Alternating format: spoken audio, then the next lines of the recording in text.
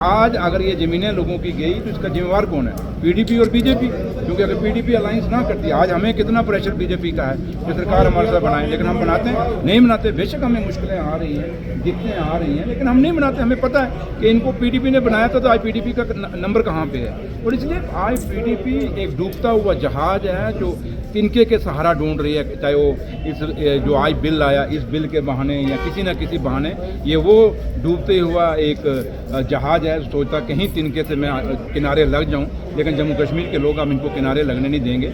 जम्मू कश्मीर में वही होगा जो सच्चाई है, और सच्चाई ये है कि जम्मू कश्मीर के लोगों की मुश्किलें हैं, मुसीबतें हैं, चाहे वो लैंड्स की हैं, जब बिजली की हैं, पानी की हैं, स्कूल की हैं, सड़कें हैं, लेकिन उमर अब्दुल्ला सरकार वायदेमंद है और हम उसको पूरा पीडीपी का कहना है कि इल्जाम पीएम साहब ने बड़ा डिटेल में, आप लोगों ने अंदर सुना होगा, और बड़ी डिटेल में उन्होंने कहा, उन्होंने पीडीपी वालों ने शेर कश्मीर शेख अब्दुल्ला साहब को भी कोर्ट किया और खुद उन्होंने। और हमें एक बात तो खुशी हुई कि जिस पीडीपी ने 75 साल में कभी शेर कश्मीर की आइडियोलॉजी को नहीं माना, शेर कश्मीर की आइडियोलॉजी को नहीं सराहा, आज कम से कम एक झूठे दिल से ही लेकिन सराहा तो है। बेशक वो हमें शेर कश्मीर के नाम पे वो हमें घेरना चाहते थे, लेकिन ये आज आपने भी देखा और आपके माध्यम से जम्मू कश्मीर के लोगों ने भी देखा कि पीडीपी एक तमाशा कर रही थी। क्योंकि जब शेर कश्मीर की बात की तो शेर कश्मीर ने जो फैसले किए वो फैसले अमल में भी लाए गए। अगर लैंड टू टिलर लाया गया था तो आज भी लोग उस फैसले से फ़ायदा उठा रहे हैं। तो इसलिए पीडीपी क्या कहती है क्या नहीं कहती वो अलग बात है, लेकिन जम्मू कश्मीर में